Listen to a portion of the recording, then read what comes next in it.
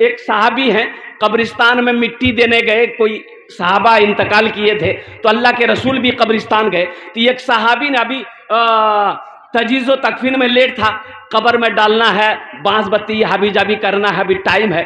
तो एक सहाबी ना ये कब्र थी, कब्र में टेक लगा के बैठ गए, कब्रिस्ताने में टेक लगा के बैठ गए।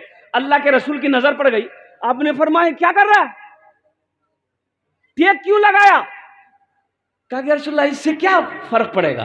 तो अल्लाह के नबी ने इरशाद फरमाया, क्या तुम एक जिंदा आदमी के जिस्म पर टेक लगाकर बैठोगे, उसे तकलीफ होगी कि नहीं? कहा कि रसूलल्लाह उसे तकलीफ होगी।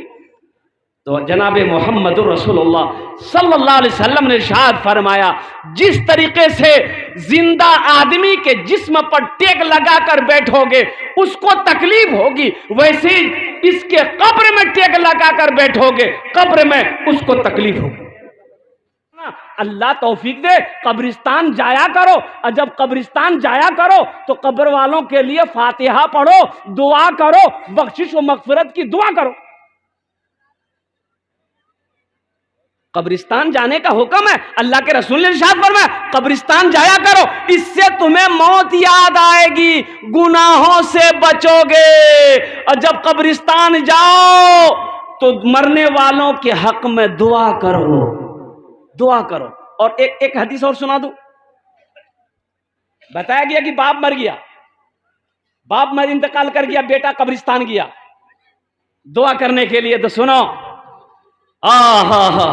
मरने वालों के कब्र में जाओगे ना, उनको उनसियत होती है, वो बड़ा खुश होता है कि मेरा बेटा आया है, मेरा बेटा आया है।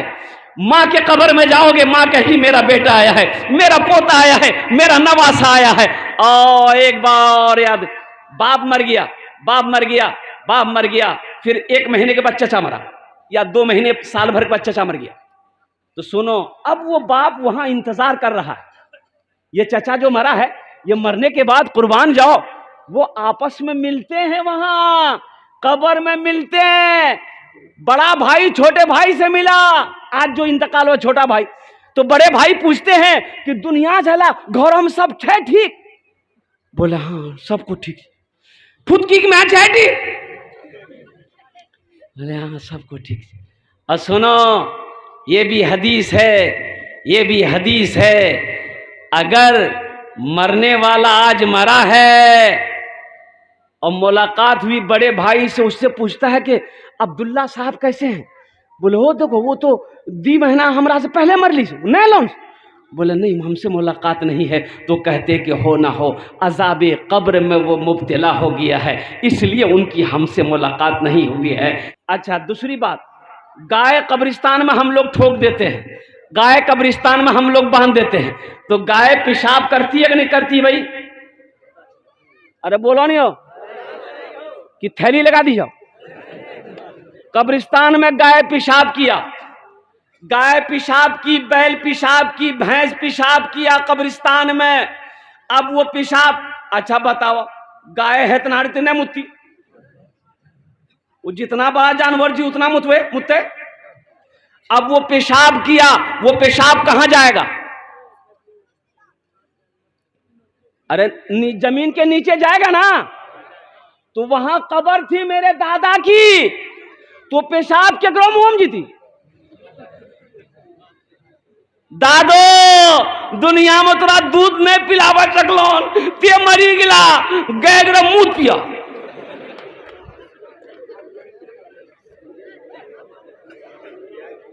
बहुत अफसोस का मकाम है मुसलमानों, मेरी बातों को हंसी में ना डालो, खुदा के वास्ते कब्रों की बेहुरमती ना करो, कब्रिस्तान की बेहुरमती ना करो। कल को आप भी मरोगे, आप भी उसी कब्रिस्तान में जाओगे, हम भी मरेंगे इसी कब्रिस्तान में जाएंगे। कल को मेरे साथ वही होगा जो आज हमने अपने भाई के साथ किया है, गांव वालों के साथ किया है। इसलिए कब्रिस्तान, हम तो कहेंगे हर मोहल्ले के नौजवानों को इसमें कमेटी तश्कील करे, हर नौजवान इसमें आगे आए और अपने कब्रिस्तान की घेराबंदी करे, और एक बड़ा दरवाज़ा लगाकर ताला मारकर चाबी एक किसी मुअज़्ज़ज़ आदमी के हवाले करे कि कब्रिस्तान उसी वक्त उसी दिन खुलेगा जब कोई इंतकाल होगा। अल्हम्दुलिल्लाह सुम्मा अल्हम्दुलिल्लाह, इसलिए कि अदला का बदला है। आज हम दूसरों के साथ करे रहे हैं, कल कोई मेरे साथ करेगा। इंशाअल्लाह कब्रों की बेहुरमती से बचेंगे। हाथ उठाओ इंशाअल्लाह। अल्हम्दुलिल्लाह, अल्हम्दुलिल्लाह। ये पैगाम था मेरे भाई, मेरे नौजवानों। मैं अल्हम्दुलिल्लाह, हालांकि जलसे के सीजन में मैं यही रहता हूँ, और साल में ये समझ लिए कि 11 महीना मेरा प्रोग्राम होता है। बिहार में इर्द गिर्द में, झारखंड में जहाँ प्रोग्राम होता है यहीं से करते हैं। बाकी उड़ीसा हुआ, छत्तीसगढ़ हुआ, यूपी, लखनऊ, दिल्ली, कानपुर होता है, तो कलकत्ता से जाना आना होता है। लेकिन अल्हम्दुलिल्लाह सुम्मा अल्हम्दुलिल्लाह, मैं जब भी जाता हूँ इस रास्ते से, इलाके से नजरें रहती है। बड़ा अफसोस होता है कि कब्रिस्तान आखिरत का घर है। ये कब्रिस्तान, अल्लाह अकबर कबीरा, ना जाने कितने लोग इस कब्रिस्तान में सोए हुए हैं। इसलिए शायर कहता है, ये किसने कह दिया कि मोमिन मर गए, ये किसने कह दिया कि मोमिन मर गए, अरे कैद से छूटे वो अपने घर गए, वो अपने घर गए, वो अपने घर में आराम कर रहे हैं, वो अपने घर में सो रहे हैं। इसलिए कब्रों की बेहुरमती ना करना, कब्रिस्तान की बेहुरमती ना करना। नौजवान हमारा कहां जा रहा है, किस रास्ते पे जा रहा है? हालांकि मौजू मेरा ये नहीं है, लेकिन हम देखते हैं ना, अभी मकई का सीजन है। एक पैगाम और ये भी देना चाहता हूं, मैं रोता हूं जब मैं घर से निकलता हूं ना, गाड़ी में बैठकर कसम खुदा की देखता हूं तो आंखों से आंसू जाता है कब्रिस्तानों के हालात को देखकर। कब्रिस्तान मकई सुखाने की जगह है, कब्रिस्तान में गरू बांधने की जगह है, कब्रिस्तान बकरी बांधने की जगह है। अच्छा ये बताइए, ये किसने कह दिया कि मोमिन मर गए? ये किसने कह दिया कि मोमिन मर गए? अरे वो कैद से छूटे अपने घर गए, कैद से छूटे, अरे बोलो ना भाई, कैद से छूटे अपने घर गए। ये किसने कह दिया कि मोमिन मर गए? अरे वो कैद से छूटे अपने घर गए। दुनिया कैद खाना है, मुसलमानों के लिए दुनिया कैद खाना है। ये दुनिया मुसलमानों के लिए जेल है। इसलिए अल्लाह ने कह दिया, दुनिया में तकलीफ होगी, परेशानी होगी, मुसीबत आएगी, लेकिन गम ना करना, हम उसे दूर भी कर देंगे। सब्र करना, सब्र करने वालों के साथ हम हैं। अब बताइए, यहाँ कब्रिस्तान में थ्रेसर चलाया जा रहा है। मछट्टा कब्रिस्तान, जैसे ही मछट्टा बाजार से निकलते हैं वो कब्रिस्तान में देखते हैं थ्रेसर, ट्रैक्टर वहां मौजूद है, थ्रेसर वहां पर मौजूद है। और हमारा अल्हम्दुलिल्लाह सुम्मा अल्हम्दुलिल्लाह, हमारा कोचेली का भी कब्रिस्तान किसी से पीछे नहीं है, वो भी फर्स्ट करेगा। अब भतौरिया का कब्रिस्तान, बताओ मुसलमानों, क्या जगह नहीं है? भाई कब्रिस्तान, एक बात याद रखिएगा और देखिएगा, हमारे कब्रिस्तान में हम लोगों के अच्छा ये देखने को यही इलाका मिलता है। मछट्टा हो, भतौरिया हो, कोचेली हो, रमनी हो, या जो अपने इर्द गिर्द इसी इलाके में, और आपको ये बेहुरमती कहीं नजर नहीं आएगी।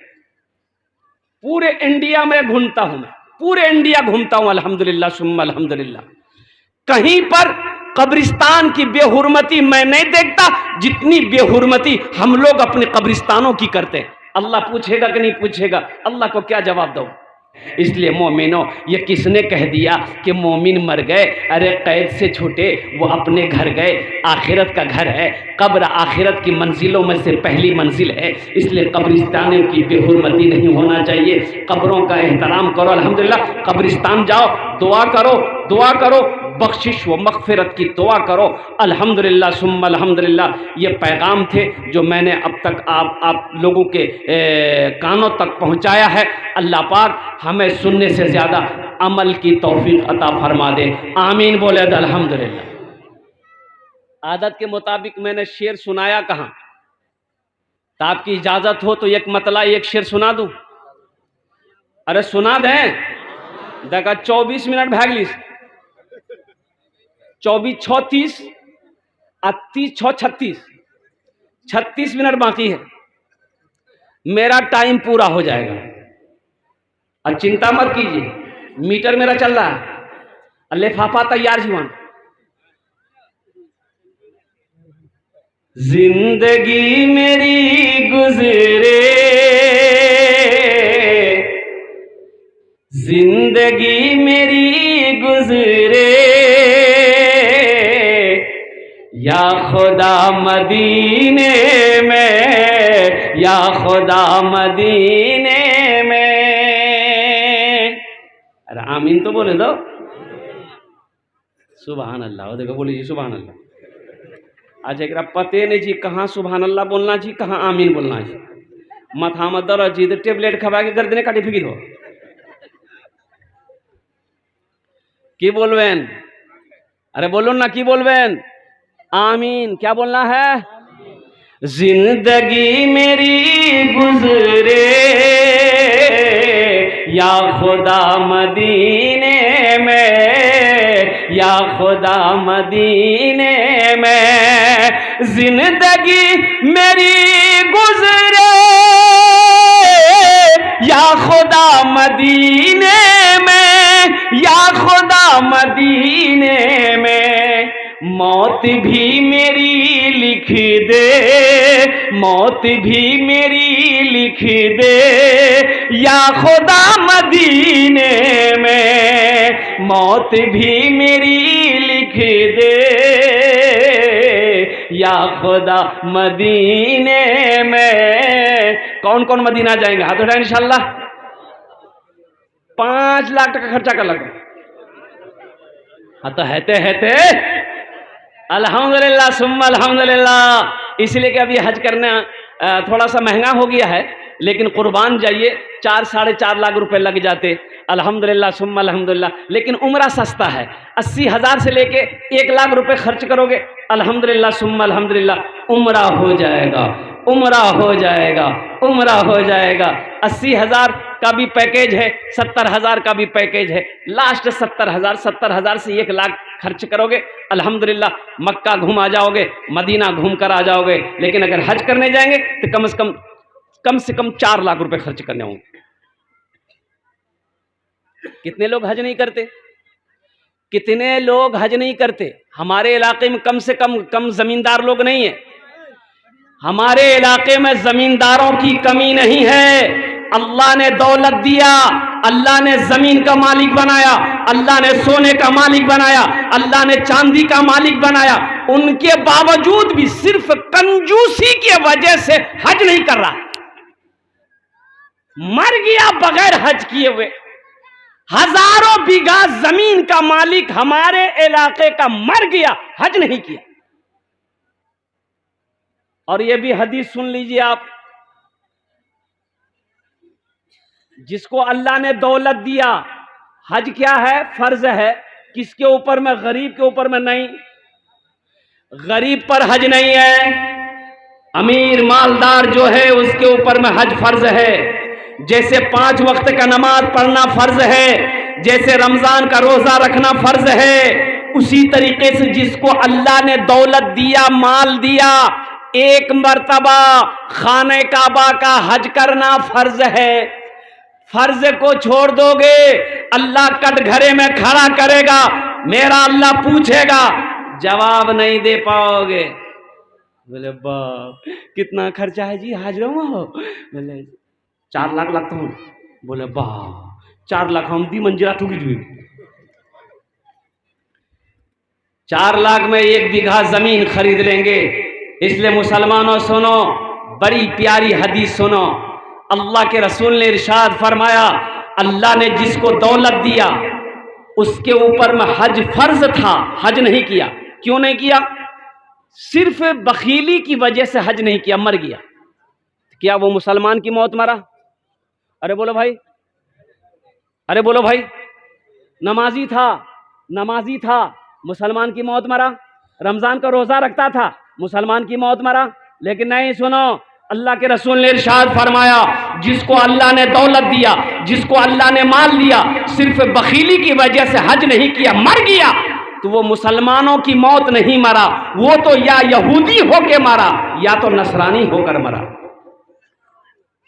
पहली फुर्सत में मेरे भाइयों, अल्लाह अगर दौलत दिया है, अगर अल्लाह ने माल दिया है, और आपको मैं अभी बता दूं, बखील बखील के 4 किस्म हैं। बखील जन्नत में नहीं जाएगा। बखील जन्नत में, अरे बोला नहीं हो? अच्छा, बखील जानते हैं? बखील के 4 क्वालिटी हैं। नंबर 1 बखील, कितना बिली? अरे बोला नहीं हो? कंजर, कंजूस, मक्खी चूस। 4 क्वालिटी है, बखील, कंजर, कंजूस, मक्खी चूस। ये जन्नत में, अरे बोलो भाई जन्नत में, लेकिन नमाजी है जन्नत में नहीं जाएगा। रोजा रखने वाला है जन्नत में नहीं जाएगा। कुरान पढ़ने वाला है जन्नत में नहीं जाएगा। क्यों नहीं जाएगा? सिर्फ बखीली की वजह से नहीं जाएगा, कंजूसी की वजह से नहीं जाएगा। इसलिए मुसलमानों, मेरा अल्लाह सखी है, सखावत को पसंद करता है। मेरा अल्लाह सखी है, सखावत को पसंद करता है। और जो मुसलमान होगा वो सखी होता है। मुसलमान खुद नहीं खाएगा, दूसरों को खिला देगा।